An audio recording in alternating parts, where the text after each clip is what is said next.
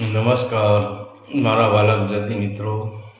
અલગ ગણી લોક સાહિત્ય ચેનલમાં આપનું સ્વાગત છે.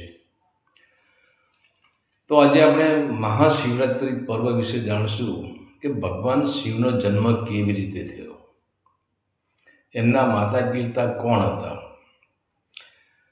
ત્યારે કહેવાય છે કે લવણપુરમાં લઘુસેન નામના એક રાજા હતા અને એ લઘુસેન રાજાને બે દીકરીઓ હતી. એમને એક પણ દીકરો ન હતો. તો પછી ધીરે ધીરે બંને દીકરીઓ મોટી થાય છે ત્યારે લઘુસેન રાજાના લગ્નનું આયોજન કરે છે. ત્યારે સ્વયંવર ચાલતા હતા, પરંતુ આ જે મોટી દીકરી છે એ આ બંને દીકરીઓ ધર્મપ્રેમી જ હતી, બંને દીકરીઓ પવિત્ર જ હતી. ત્યારે મોટી દીકરી કહે છે કે હે પિતાજી, મારા લગ્ન કોઈ ઋષિ મુનિ હોય, કોઈ સંત હોય, કોઈ સાધુ હોય, કોઈ તપસ્વી હોય, આવા પુરુષ સાથે મારે લગ્ન કરવા છે. ત્યારે કહેવાય છે કે એના લગ્ન એક ઋષિ મુનિ સાથે કરાવી દેશે. અને જ્યારે આ નાની દીકરી હતી એને લઘુસેન કહે છે કે બેટા તારે લગ્ન ક્યાં કરવા છે. ત્યારે આ નાની દીકરી કહે છે કે હે પિતાજી, મારે લગ્ન કરવા જ નથી અને મારે તો આ જીવન પ્રભુ ભજન જ કરવું છે, મારે કંઈ જ કરવું નથી. અને ત્યાંથી પછી આ દીકરી નીકળી જાય છે અને કહેવાય છે કે ઉત્તર પ્રદેશમાં આવેલ ચિત્રકૂટમાં જે મંદાકિની નદી છે, એ મંદાકિની નદીના કિનારે, ચિત્રકૂટની બાજુમાં મંદાકિની નદીના કિનારે એક ઝૂંપડી બનાવે છે અને અહીંયા પ્રભુ ભજન કરે છે. તો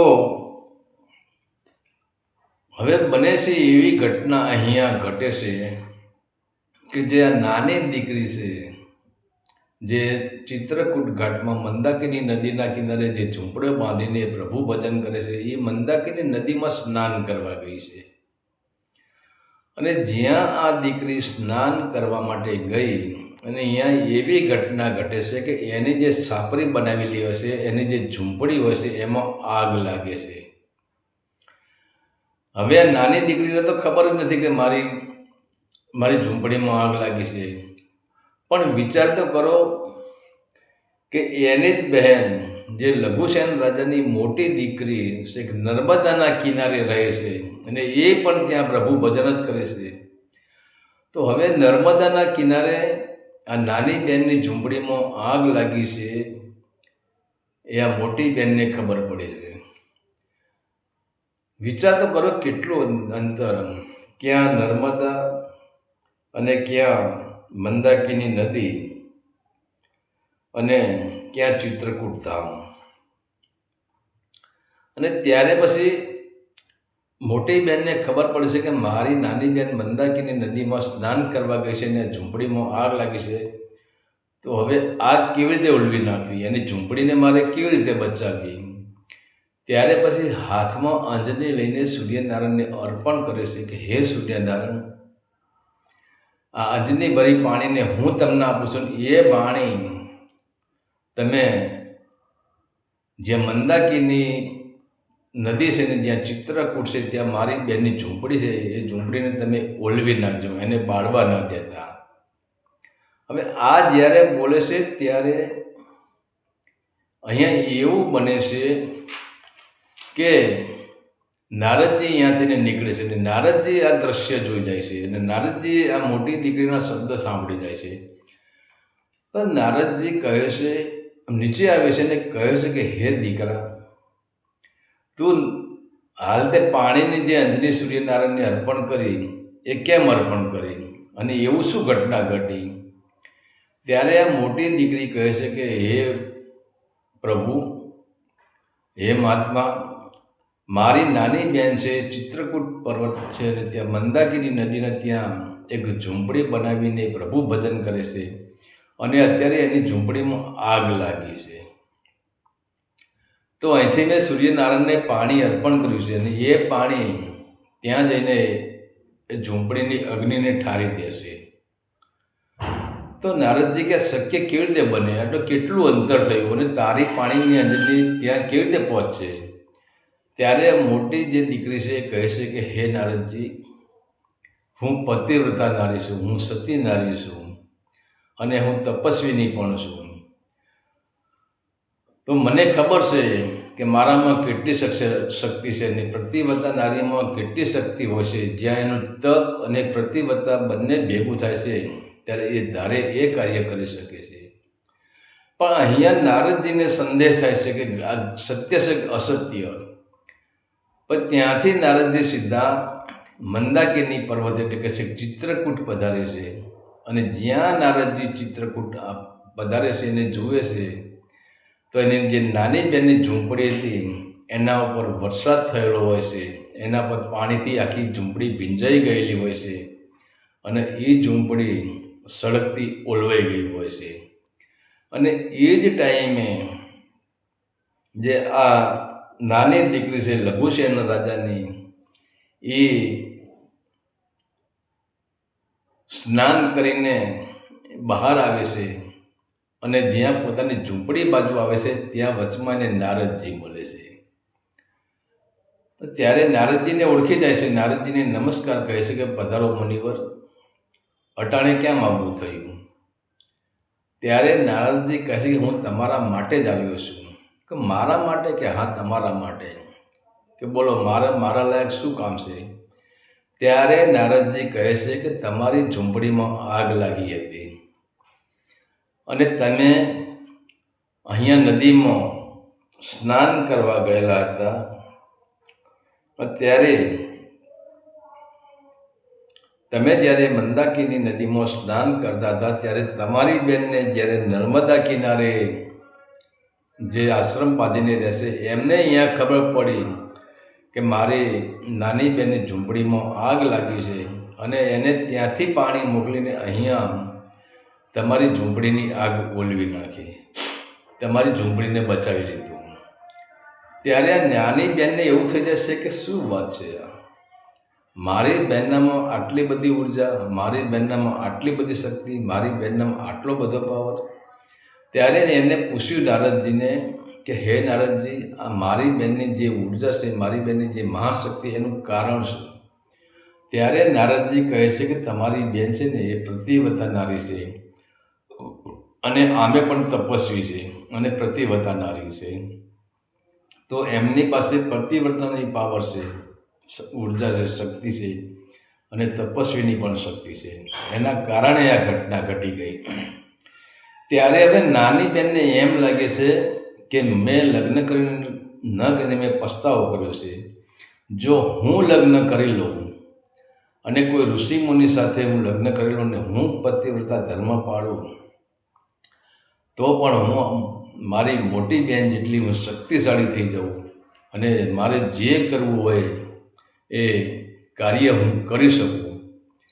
હવે ત્યાર પછી એવું બને છે કે આ નાની બહેન, આ જે નાની દીકરી છે એ લવણપુરમાં આવે છે અને એમના પિતાજી જે લઘુસેન છે એમના પિતાજીને મળે છે. ત્યારે લઘુસેન કહે છે કે બેટા,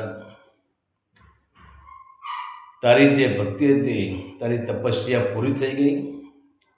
ત્યારે આ નાની દીકરી કહે છે કે પિતાજી, આવી ઘટના મારા ત્યાં ઘટી છે. એની જે મોટી બહેને એની ઝૂંપડી ઓળવી નાખી એની વાત કરી છે.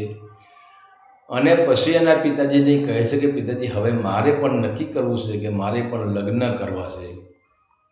અને લગ્ન કોઈ સંસારી પુરુષ સાથે નહીં, કોઈ ઋષિ મુનિ હોય, કોઈ તપસ્વી હોય, કોઈ સત્યવ્રતી સાધુ હોય, એની પાસે મારે લગ્ન કરવા છે. અને મારે પણ પ્રતિવ્રતા નારી મારે બનવું છે.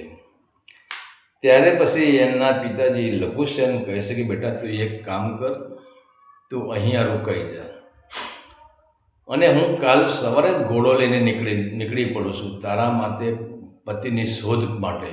જો કોઈ સારા ઋષિ મળી જાય, તપસ્વી ઋષિ મળી જાય, સત્યવાન ઋષિ મળી જાય તો હું તારા લગ્ન એમની સાથે કરાવી દઈશ.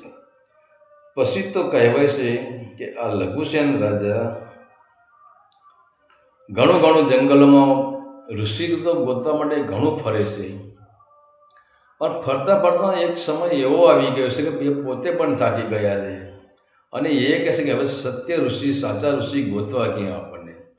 અને એમ કરીને એક જંગલમાંથી જ્યાં પ્રસાર થાય છે, એક નદી, એક તળાવનું સરોવરના કિનારથી પ્રસાર થાય છે અને ત્યાં આગળ જાય છે. તો આગળ જુએ છે તો ત્યાં કણ એક માટીનો રાફડો, મોટો માટીનો રાફડો થઈ ગયો હોય છે.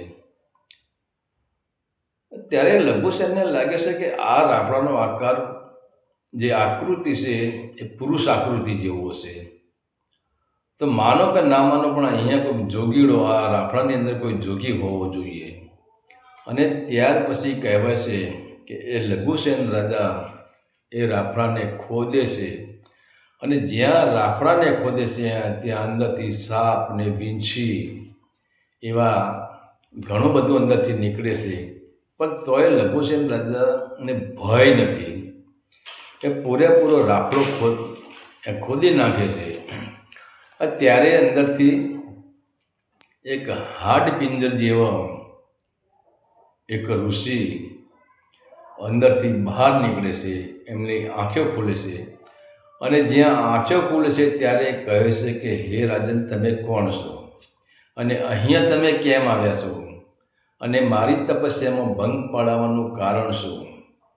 તમે મને સત્ય હકીકત કહો નહીં તો હું તમને શ્રાપ દઈ દઈશ. ત્યારે આ લઘુસેન રાજા બંને હાથ જોડીને એ ઋષિમુનિને કગરી પડે છે અને કહે છે કે મારો કોઈ એવો બદ ઈરાદો નથી.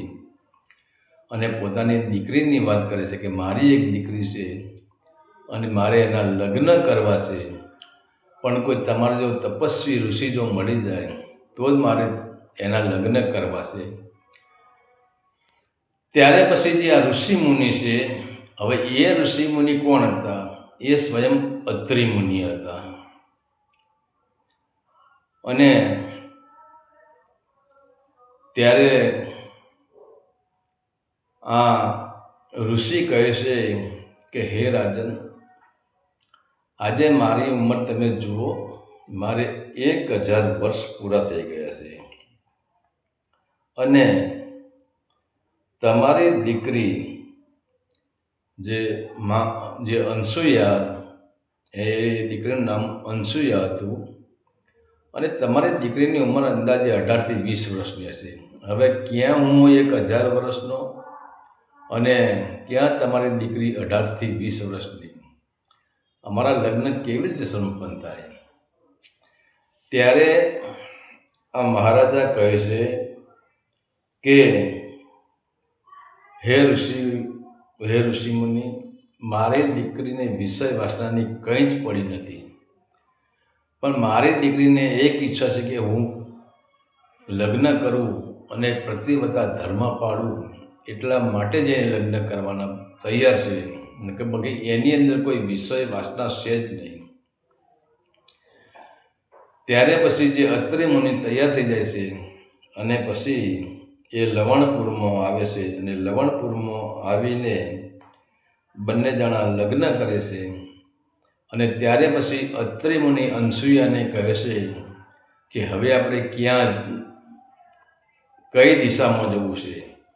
ત્યારે અનસુયા કહે છે કે હે સ્વામી, હવે આપણે ચિત્રકૂટ ઘાટ ઉપર, જ્યાં મારી ઝૂંપડી છે, ત્યાં આપણે જઈએ અને ત્યાં બંને જણા ચિત્રકૂટ ઘાટ ઉપર, જ્યાં મંદાકિની નદી છે અને જ્યાં અનસુયા એ જ્યાં દીકરીએ જ્યાં પોતાની ઝૂંપડી બનાવી હતી, પોતાનો નાનો એવો આશ્રમ બનાવ્યો હતો, ત્યારે અત્રિ મુનિ અને અનસુયા બંને ચિત્રકૂટ ઘાટ ઉપર જાય છે, મંદાકિની નદીના કિનારે જાય છે અને ત્યાં કણ એ પ્રભુ ભજન કરે છે. હવે અત્રિ મુનિ અને અનસુયાજી બંને બેઠા છે. ત્યારે અત્રિ મુનિ કહે છે કે હે અનસુયા, હવે મારી ઉંમર ઘણી થઈ ગઈ છે, એટલે છેલ્લે મેં એક નક્કી કર્યું છે કે મારે 68 તીર્થ કરવા છે. પણ મારું શરીર તો જો, મારે આજે 1200-1300 વર્ષ મને થઈ ગયા, 1000 વર્ષ ઉપર મારી ઉંમર નીકળી ગઈ છે. હું ચાલીને હું તીર્થયાત્રા ન કરી શકું. ત્યારે અનસૂયા કહે છે કે તમે ચિંતા કરશો નહીં, હું તમને મારી પીઠ પાછળ એવી એક સાડલી બનાવીશ, એવી એક કાવડ બનાવીશ. તમારે મારી પીઠ પાછળ બેસી રહેવાનું અને હું તમને 68 તીર્થની યાત્રા કરાવીશ. ત્યારે પછી આ અનસૂયાજીએ એક એવી કાવડ બનાવી છે કે જે પીઠ પાછળ, આપણે જોઈએ કે આસામના બગીચામાં જે ચાના પત્તા તોડીને પાછળ નાખતા, એવી એક કાવડ બનાવી છે. અને એના અંદર અત્રિ મુનિને બેસાડ્યા છે અને પોતે એનો પટ્ટો માથે લઈને આ અનસૂયાજી અત્રિ મુનિને 68 તીર્થની યાત્રા કરાવવા નીકળી જાય છે. પણ અહીંયા ઘટના એવી ઘટે છે કે હવે યાત્રા કરતાં કરતાં આ લોકો અનસૂયાજી હાલ્યા જાય છે, પણ ત્યાં જંગલો વધારે હતા અને જંગલ આવે છે. અને એ જંગલમાં તમે જુઓ બધી વનસ્પતિ, કાંટાવાળા ઝાડ, અને એ ઝાડના અંદર થઈને જે રસ્તો પ્રસાર થતો, સાંકડી શેરી હતી. અને અહીંયા એવી ઘટના ઘટે છે કે જે અત્રિ ઋષિ છે એ પાછળ પીઠ પાછળ બેઠા છે અને અનસૂયાજી પોતે એક કેડીએ હાલ્યા જાય છે. અહીંયા પણ જે કાંટાવાળી વનસ્પતિ હતી, જે બાવળ જેવા કે બોરડી જેવી જે વનસ્પતિ હતી, એના કાંટા આ અત્રિ ઋષિના મુખ ઉપર વાગે છે, એના ખભા ઉપર વાગે છે, એની પીઠ ઉપર વાગે, એના શરીર ઉપર વાગે છે. ત્યારે અત્રિ ઋષિ કહે છે કે હે અનસૂયા, તું મને યાત્રા કરવા નીકળી છે કે તું મને મારી નાખવા નીકળી છે? તું જોતો ખરી મને કેટલા કાંટા વાગે છે? ત્યારે અનસૂયાજી કહે છે કે હે સ્વામી, મારી ભૂલ થઈ ગઈ, હવે હું નીચું નમીને ચાલીશ, હવે તમને કાંટા નહીં વાગવા દઉં. પણ ત્યાં અત્રિ ઋષિ છે એ ક્રોધે ભરાઈ જાય છે અને અનસૂયાને શ્રાપ આપે છે કે આ સૂર્યાસ્ત થાય ત્યારે તું વિધવા બની જઈશ અને મારું મૃત્યુ થશે. ત્યારે અનસૂયાજીને એમ થઈ જાય છે કે એક મારી સામાન્ય ભૂલમાં તમે મારા પીઠ પાછળ બેઠા છો અને મારી નજર આગળ છે અને તમને કયો કાંટો વાગ્યો, કયો કાંટો ન વાગ્યો મને ખબર જ નથી. ત્યારે અનસૂયા વિચાર કરે છે કે વાંધો નહીં, અને એને પોતે સૂર્યને જરા હાથ આપીને કીધું, એના પોતાનો પંજો બતાવીને કીધું કે હે સૂર્યનારાયણ, તમારે અસ્ત થવાનું જ નથી. તમે અસ્ત થાવ તો જ અત્રિ મુનિનું મૃત્યુ થાય. હવે સૂર્યનારાયણની પોતાના સતીત્વના કારણે, પોતાના તેજ, પોતાની ભક્તિના કારણે, પોતાની તપસ્યાના કારણે સૂર્યનારાયણને આ અનસૂયાજીએ સ્થિર કરી દીધા છે. હવે તો સૂર્ય હાથમાં જ નહીં, રાત્રિ પડે જ નહીં, રાત્રિ પડે તો જ સૂર્યાસ્ત થાય તો જ અત્રિ મુનિનું મૃત્યુ થાય. તો આ તો સમય જવા આવે પણ સૂર્ય તો અસ્ત થતા જ નથી, સૂર્ય તો સ્થિર જ થઈ ગયા છે. ત્યારે પછી હવે શું કરવું? આ તો જે સંસારના જે નિયમો છે, સંસારનું જે પ્રકૃતિ ચક્ર બનાવેલું છે, તો સંસારમાં તો ધીરે ધીરે તકલીફો થવાની. ત્યારે કહેવાય છે કે બ્રહ્મા, વિષ્ણુ અને મહેશ. તમે જુઓ, શિવજી પહેલાં પણ હતા. શિવજી આદિ છે, શિવજી અનાદિ છે, શિવજીનો કોઈ જન્મ નથી, શિવજીની કોઈ ઉત્પત્તિ નથી, શિવજીના મા બાપ કોઈ નથી. પણ શિવજી એક માનો ખોળાનો પ્રેમ લેવા માટે જ, માનો ખોળો કેવો હોય એનો અનુભવ કરવા માટે જ આ શિવજીને જન્મ લેવો પડ્યો. શિવજી જગતનો નાથ છે, એનો તો અવતાર હોઈ જ ના શકે, એ કોઈનું બાળક જ ના હોઈ શકે. પણ માના ખોળાની મમતા જોવા માટે, જેમ ભગવાન વિષ્ણુએ રામનો જન્મ લઈને માના ખોળાની મમતાને માણી, કૃષ્ણનો જન્મ લઈને માના ખોળાની મમતાને માણી, એમાં ભગવાન શિવ પણ માના ખોળાની મમતાને માટે એમને એક જન્મ ધારણ કરવો પડે છે. અને ત્યારે પછી કહેવાય છે કે બ્રહ્મા, વિષ્ણુ અને મહેશ ત્રણે ત્યાં આવે છે અને અનસુયાજીને કહે છે કે હે માં, પહેલાં સૂર્ય પાસે જાય છે. તો સૂર્યને કહે છે કે તમે અસ્ત થાઓ. તો સૂર્ય કહે, હે ભગવાન, હું અસ્ત કેવી રીતે થાઉં? હું અનસુયાજીના વચનથી બંધાઈ ગયેલો છું અને એના આગળ મારું કંઈ જ ચાલે એવું નથી. તમારે જો મને યાત્રા કરાવવી હોય, તમારે મને અસ્ત કરાવવું હોય, તમારે નીતિ નિયમમાં ચાલવું હોય, તો તમે મા અનસુયા પાસે જાઓ. ત્યારે ત્રણેય દેવો મા અનસુયા પાસે આવે છે અને આવીને કહે છે કે તમે સૂર્યને મુક્ત કરો. ત્યારે અનસુયાજી કહે છે કે હું સૂર્યને મુક્ત કરું તો ખરી, પણ મારા પતિનું મૃત્યુ છે.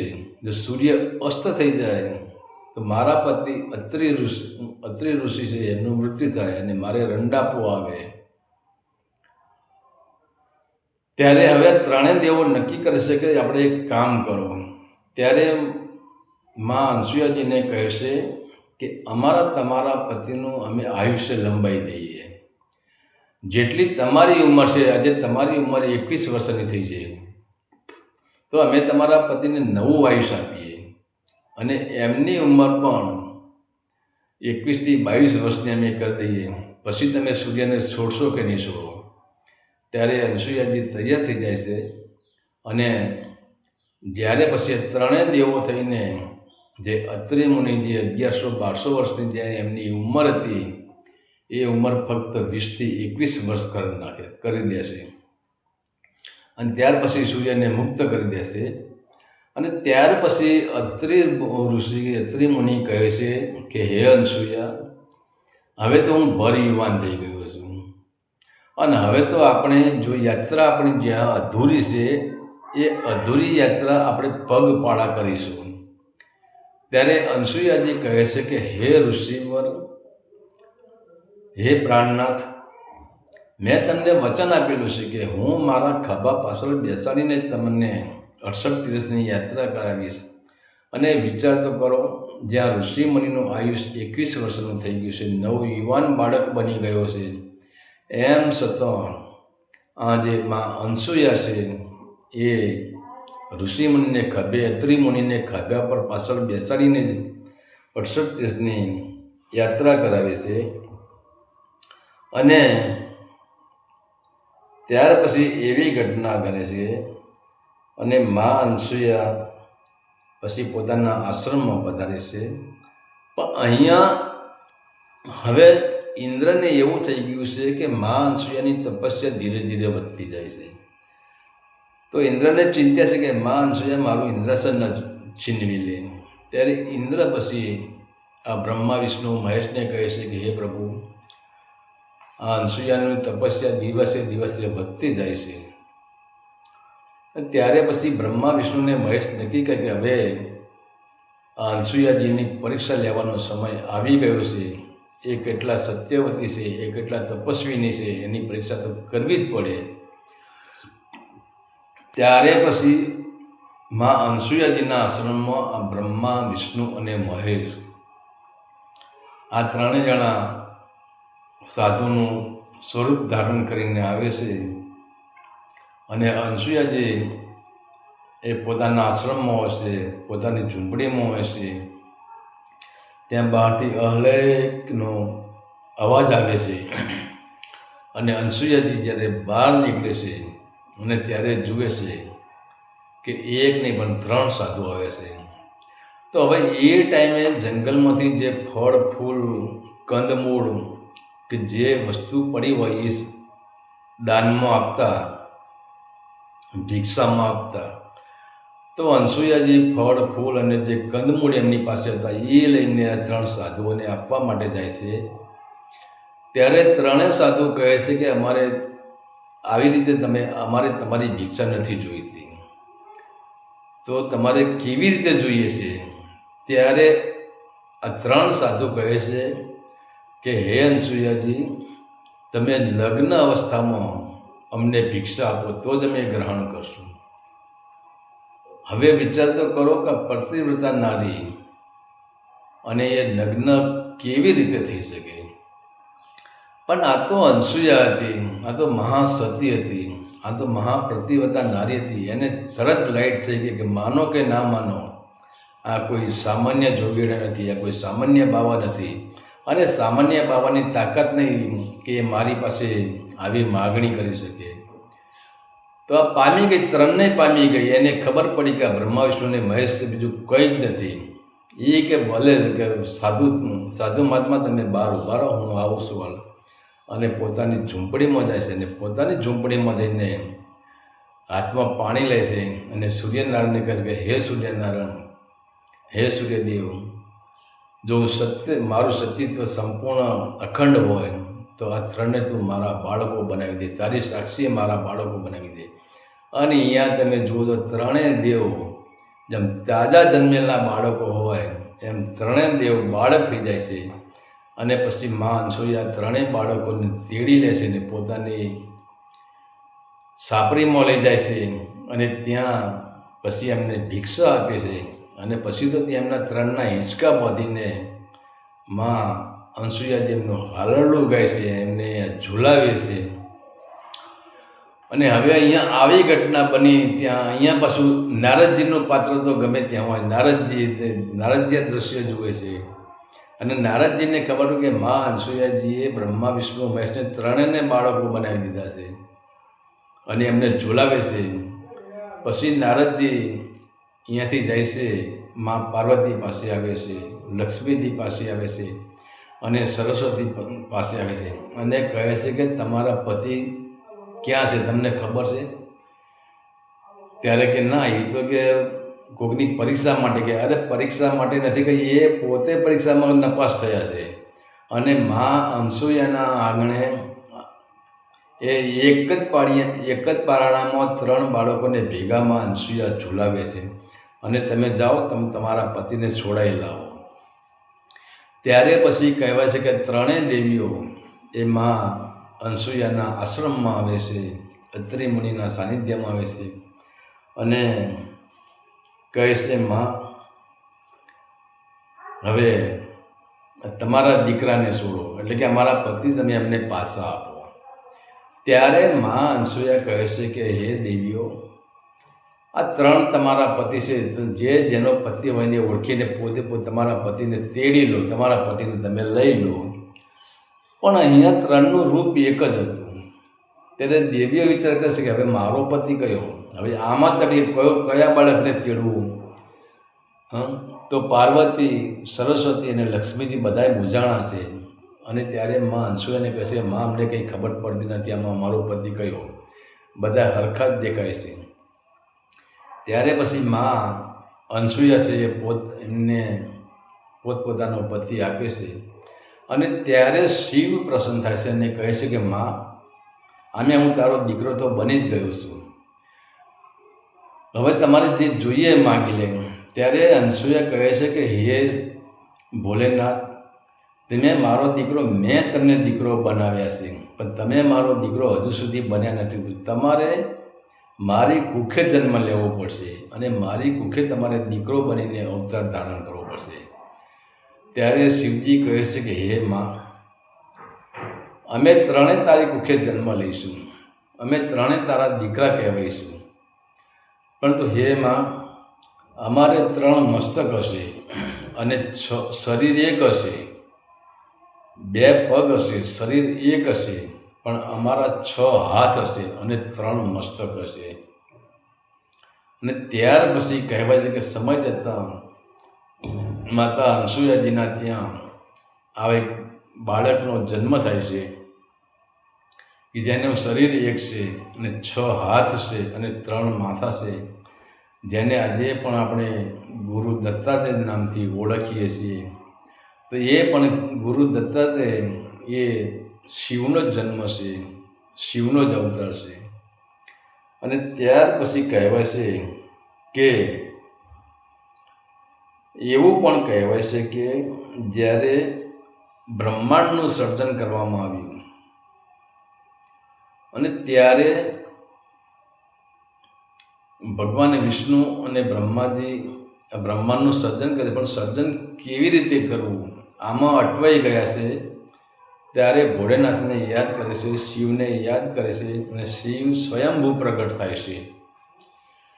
ત્યારે શિવ કહે છે કે તમે બંને શું ગૂંચળામણો છો, તમારે શું તકલીફ છે? ત્યારે બ્રહ્માજી કહે છે કે પ્રભુ, અમારે બ્રહ્માંડનું આયોજન કરવું છે, સૃષ્ટિનું સર્જન કરવું છે, પરંતુ સર્જન કરવામાં અમે ન કરી શકીએ. અમારે ત્રીજા પુરુષની જરૂર પડે, અમારે એક નાના બાળકની જરૂર પડે, અને બાળકની ઉત્પત્તિથી અમે કરીએ તો જ આનું સર્જન થઈ શકે.